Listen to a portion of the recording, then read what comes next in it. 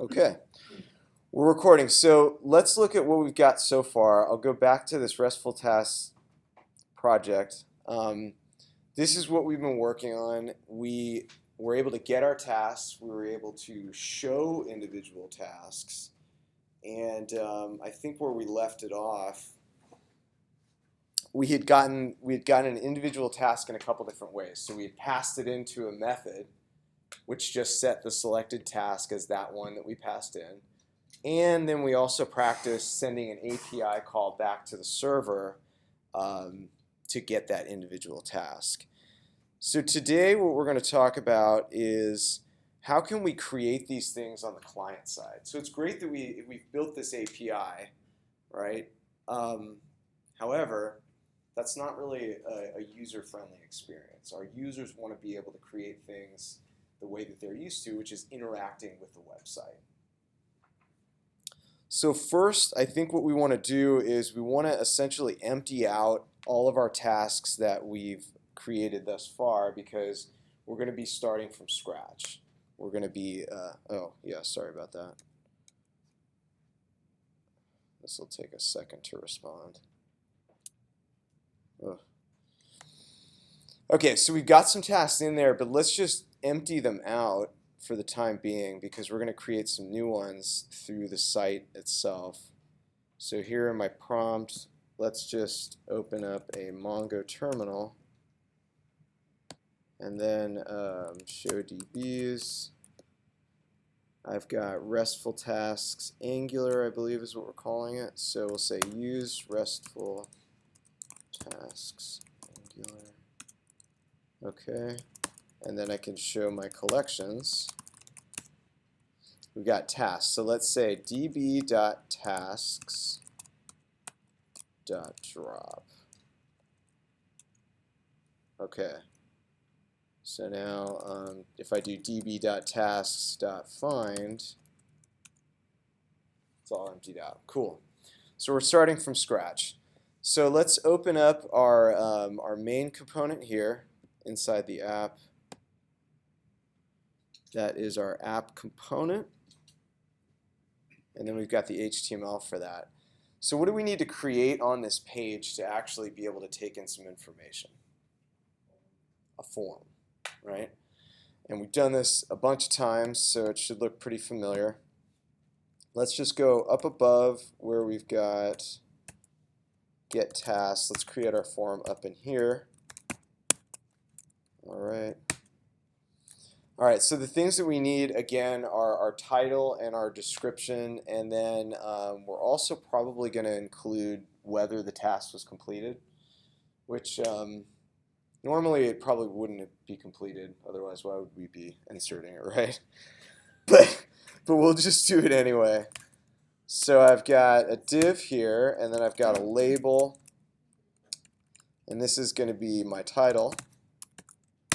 And then we'll do our input, type text, name of this will be title. Okay. Down here we'll have another div, and then we're just going to label this for our description.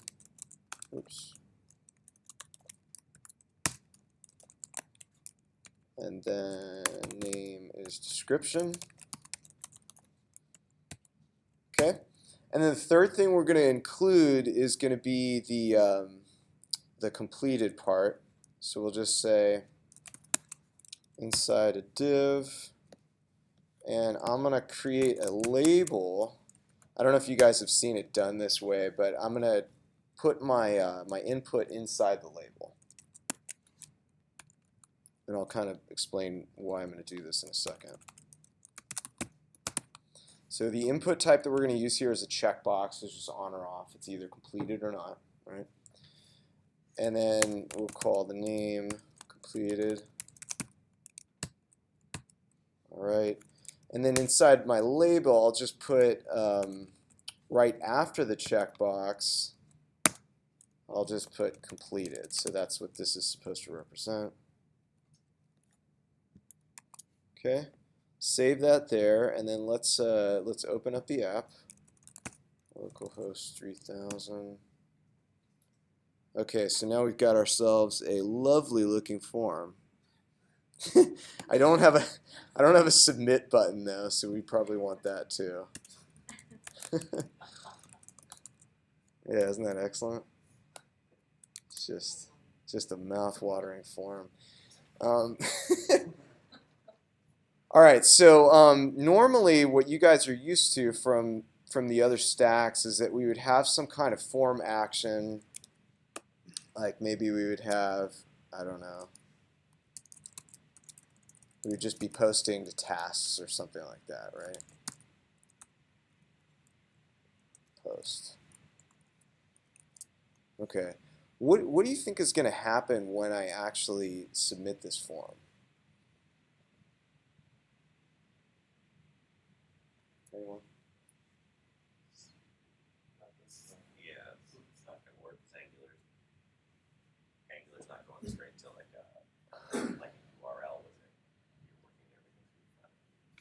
Well, the way that HTML forms work by default, the way that they're normally going to work if I don't have any kind of JavaScript interacting with them, is that we would then send a post request to the tasks route with all of this data, right?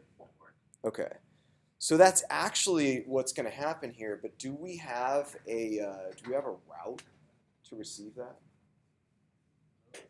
Not currently, right? We haven't actually written anything like that.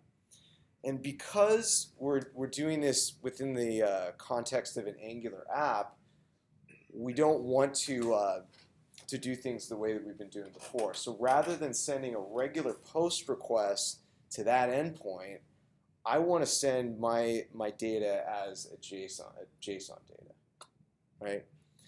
So let's just test this out and make sure that it's doing what we expect it to do. So if I drop in a title here, some title, some description, and I submit this, what's happened here is that it did it as a GET request. Why is that? Yeah. Well, notice in the URL params we have all of the stuff here. Huh. Yeah, but why is that? Why did it not accept my post request? Oh, strange. Title, description. Oh, there we go. Okay, so it's actually case sensitive in this case, which is odd because normally it doesn't cause an issue there. But at least we're getting what we expect, is that we're sending a post request to this route, and of course we don't have any kind of route handler there. So things are looking good. We're essentially getting an error that we should be getting. So now let's talk about how we can change this so that we're doing it the Angular way. In the Angular way, rather than making this post request, we're going to send the JSON data back to the server and create it that way. So in order to have forms working the way that we want in Angular, what we have to do is we have to add something to our app.module file. Okay? And we need to add this forms module. So let's import that up here. And we're going to get that from Angular. It's giving us some help here. You see it comes from forms. Now, in my imports here, I need to include that as well. So this is something that I'm making available to my application, is the forms module.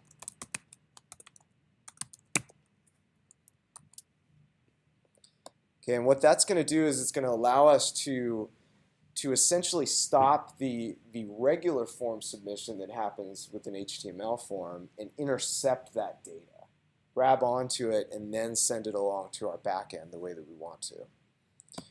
So let's look inside here and quickly recap how these submission handlers work. So remember we did this click action for getting tasks. So we're going to work with the submission of the form in a similar way, which is that we're going to listen for a form submission. And then when that form submission happens, then we're going to respond to it. So in our form, let's get rid of some, excuse me, some of this stuff because we're no longer going to be submitting it the regular way. And let's surround this with parentheses. This says we're listening for the submit event. Okay, and then when the submit event happens, let's run some function. So I'm just going to call this handle submit, and you guys can name it whatever makes the most sense for you. So inside my app component, in order to actually do that, I have to write the method handle submit. And let's just create a new one down here. And then inside my handle submit, for now, just to make sure that it's working, let's just console log submitted so that we see that everything's good. Submitted. Okay. Go back here to my main route. And then we'll open up the console. So if I submit this form, I'm getting my console log because I was listening for the submit event. Okay, now the question is, where are we going to get our data to send along to our back end? Anybody know?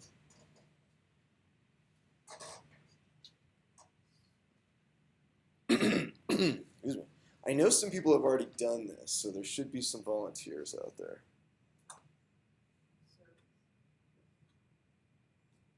Well, the service doesn't yet have the data that I'm going to pass to my backend, right?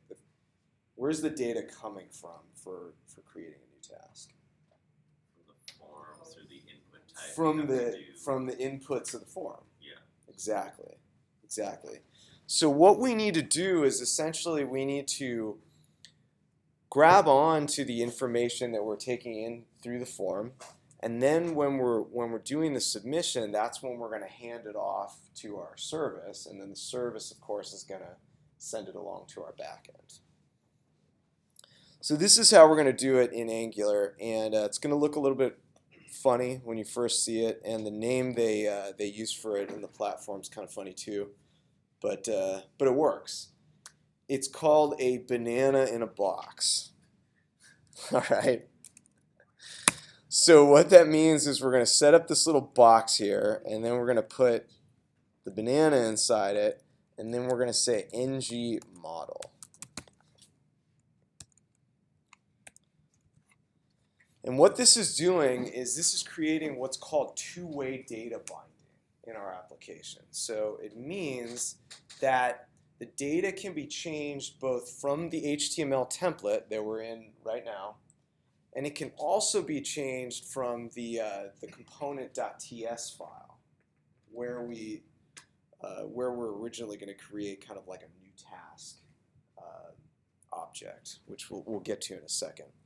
But for now, let's just set this. We're going to bind it to this new task, and we're going to bind it to a specific property of the new task, which is going to be the title itself. Okay. And then we're going to do the exact same thing for these guys for both description and completed. So we'll say the ng model here is going to be new task.description.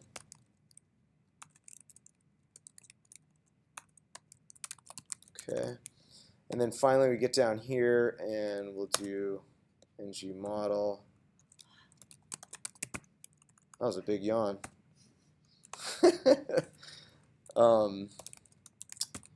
And then that's going to be completed. Okay. Okay, so now the question is, do we actually have an object like this? Do we have a new task.title? Not yet, right? Let's try refreshing this here. Whoa. Got some errors because we're trying to bind to a property that doesn't, or we're trying to bind to a property of an object that doesn't yet exist. We haven't even created new task in our app component. So let's take care of that. Let's come up here. We'll just say new task is any. We've been kind of getting used to this a little bit. It's an escape hatch just so that TypeScript doesn't have problems when we reassign it later. But inside of our onInit, what we can do is we can say the new task. So we'll say this.newTask equals an object that has all the properties that we want. So it's going to have a title property, which is just going to be blank. It's going to have a description property, which will also be blank. And then we'll say the completed property is just false. Okay. So now we should actually have a new task. Let's try refreshing. Okay, so now we're not getting any more complaints. That's good. So let's let's see if we can actually do something with this inside of our submit handler. Because now when we submit, we want to actually grab that data that's in the new task and then pass that back to our service, which will in turn pass it to our server. Okay, so inside of our handle submit, let's just console log out. Instead of submitting, let's console log what this.newTask is. Okay, so we refresh real quick, and then we'll drop in some title, do something, something. Okay, and then I submit it. And here we've got, so what's nice is that I've got kind of like a live read on what my data is. I can see exactly what it is at the time that that submit was clicked.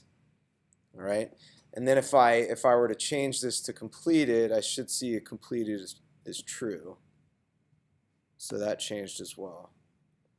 So we're good to go. All of our data is exactly as we want it to be before we send it to our service. Right? Does anybody have any questions thus far with what we've been doing? Nope. Okay. All right, so what we want to do next is we want to tap into a create method that's in our service, and we may not even have that yet. Yeah, so currently the way our service looks is that we're able to get all tasks and we're able to get one task. Well, we also want to be able to create a task. So what's this going to look like? Anybody have an idea what's going to happen here? Take me through it.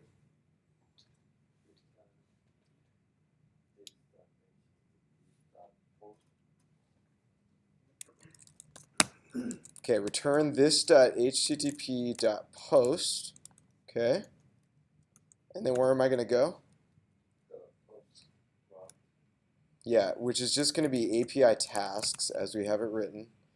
And then notice we got this red squiggly here. It's telling us we need to actually pass some data along because it's a post request. So what do we want to pass with that? New task, yeah. Notice how we have red squigglies again. So where's new task coming from? It's an argument that we need to take in. So we got to take that in. Okay. So now our service has this method called create task, and we can use that inside of our app component. So let me move this over here. All right. So we're still logging our new task, but let's now attempt to create this new task. So we'll go this HTTP, whoops. Yeah, that is our HTTP service. So we're creating task, and then let's pass in the new task there. And then what do we want to do? Whoops, that should be this. Yeah. What do we want to do now that we've done this? What do we have to do in order to, I don't know, handle whatever we get back from the server? We've got to subscribe. Exactly.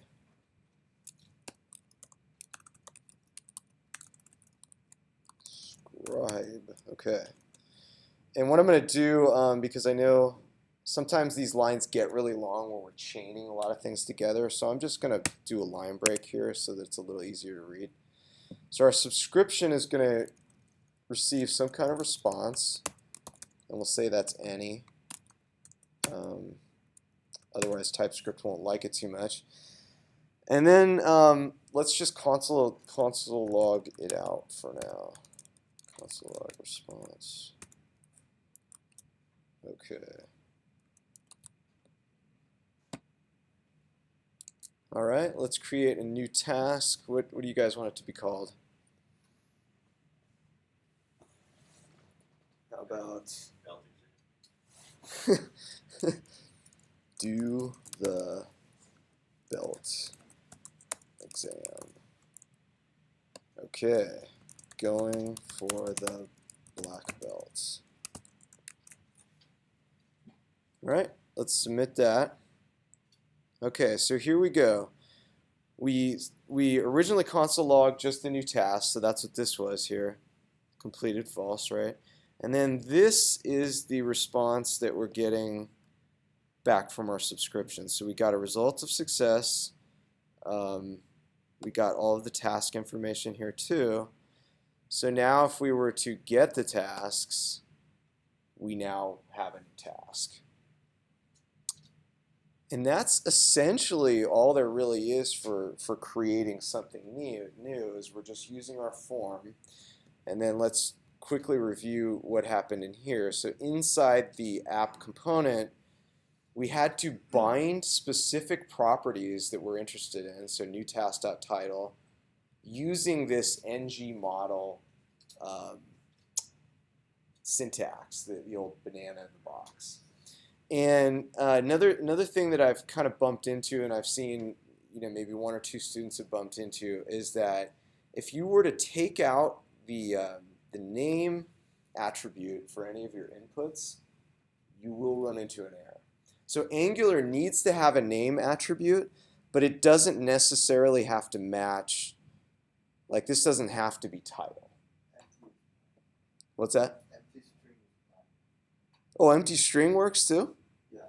Really? Yeah, it was fine. What if you had both of them empty strings? How about them?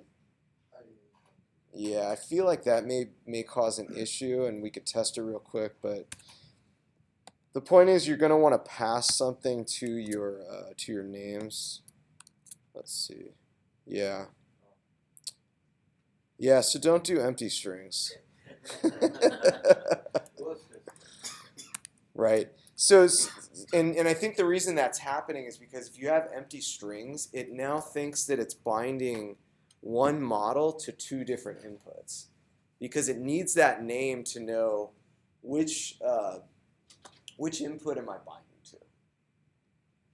Okay. Is there no rect.body equivalent when you just submit the form with all the, without having to go individually in there with the ng model, new task and title? There is a JavaScript way of getting the actual input values, but we're not going to do it that way because we're doing it the way that Angular has built for us. So, yeah. Any other questions about how this whole process worked? So the key thing here was that we created this, we just set up a property called new task, and then inside this ng on init lifecycle method, we just set the new task to have all of the sort of empty properties that we wanted. Okay? And then once you have that object, you can bind to it in the HTML template. Okay, so that's essentially what we need to know for forms. The other thing that we're going to cover today is something, it's fairly minor, it's not really a big deal, but it's components. So right now, my application has how many components? A single component. And the component that I have is this app component, that's it. Well, what if our page was getting rather, or even our component was getting rather large, and it had a bunch of stuff in it? So right now I've got this other component down here, this little selected task.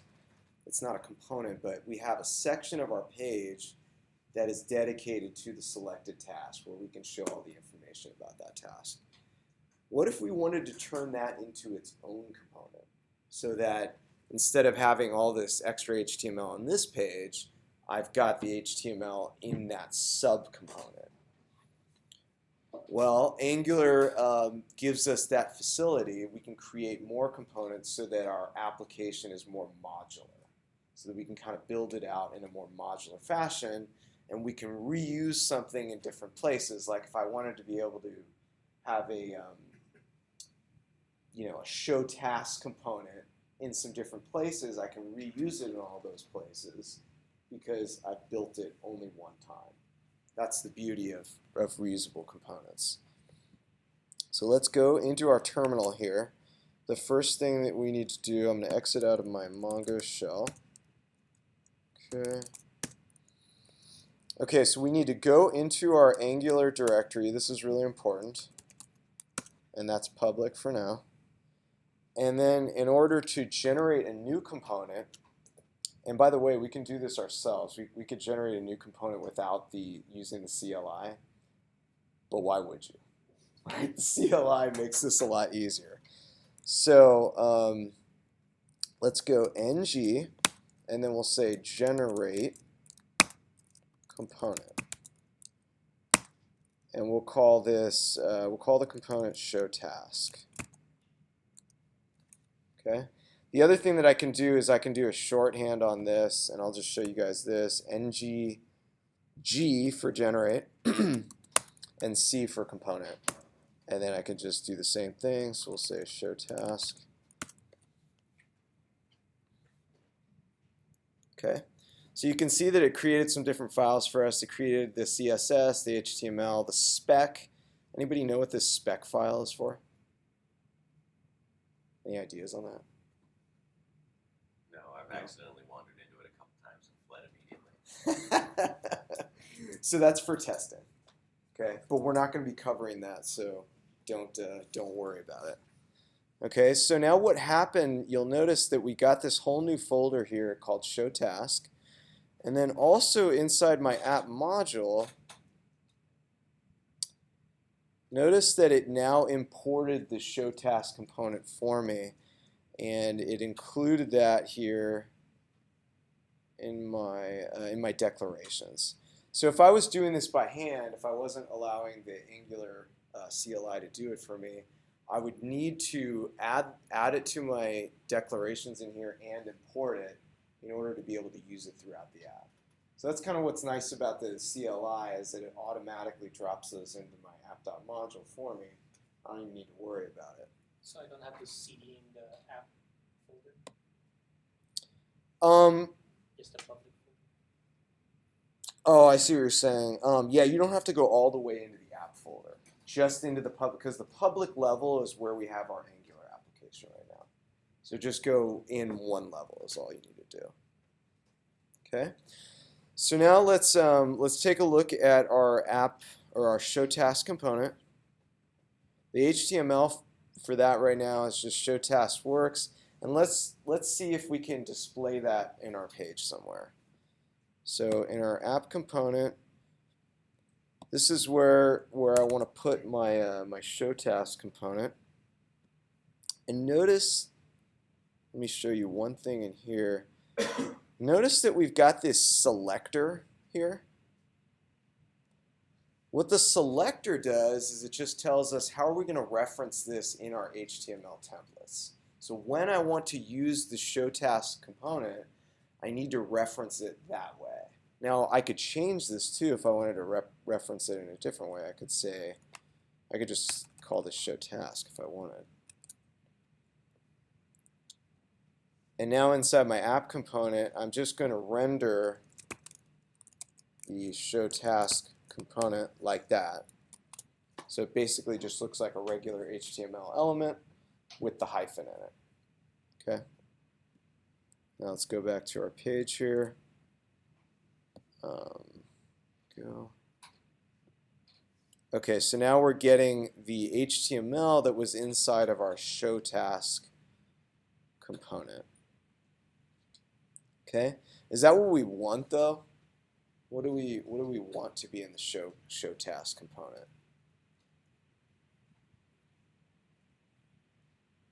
Basically all of this stuff. We want to replace what we have in the app component with the show task component.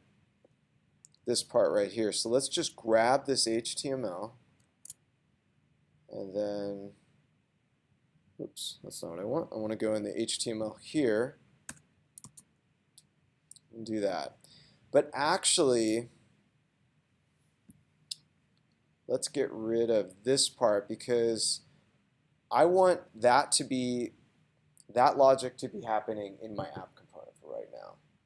In my app component, I want to ask, is there a selected task, because I'm keeping track of the selected task in my app component.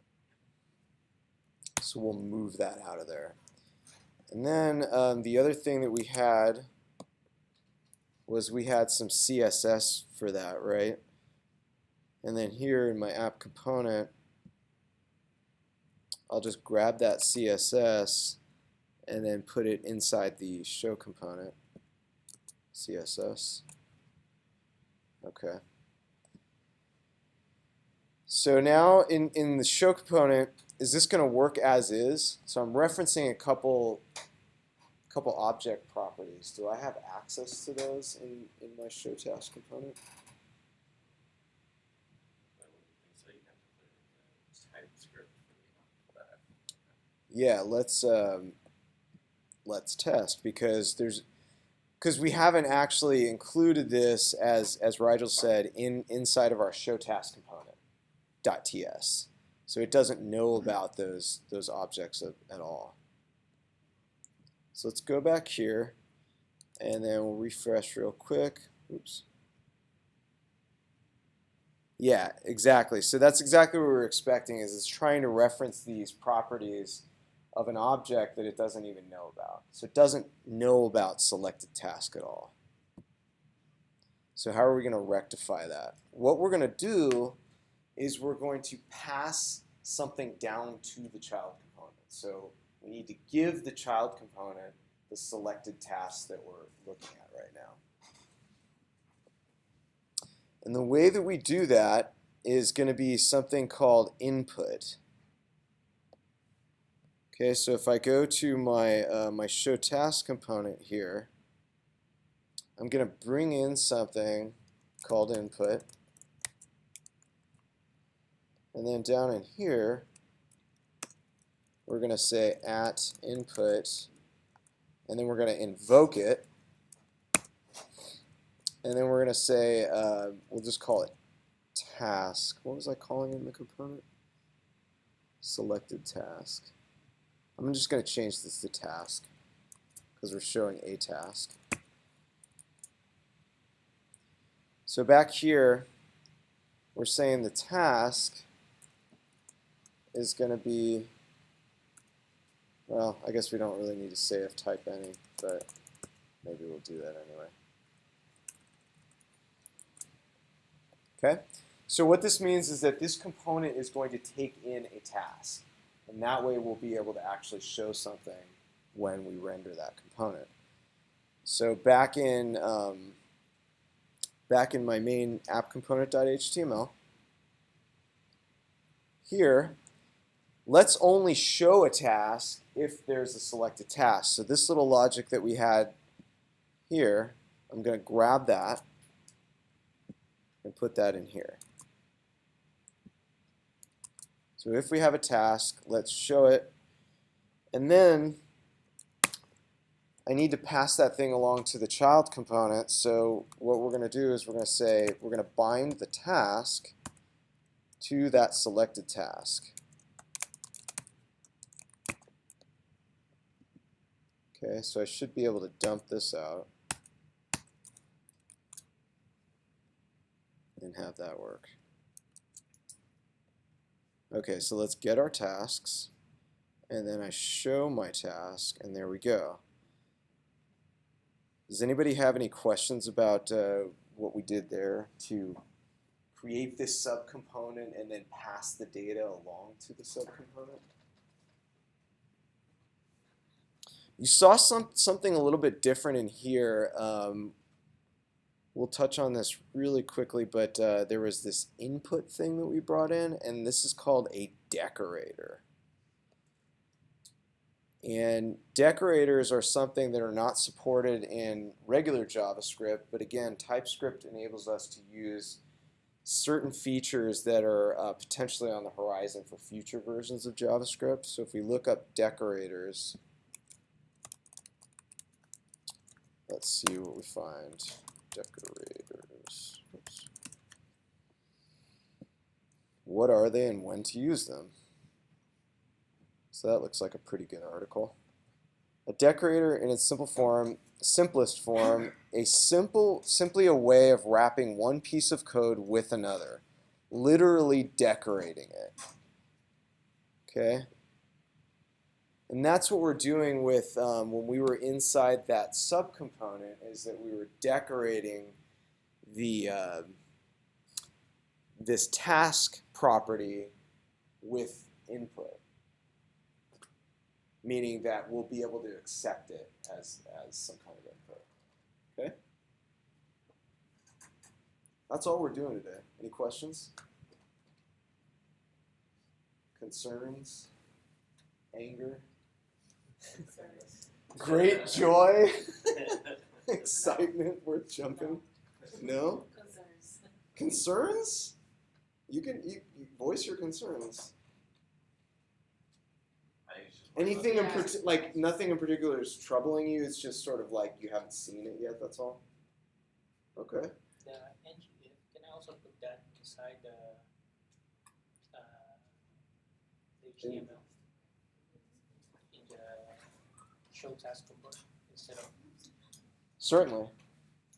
there's no difference. No difference. Where are they? Yeah. Oh, hang on. Let me stop the video here.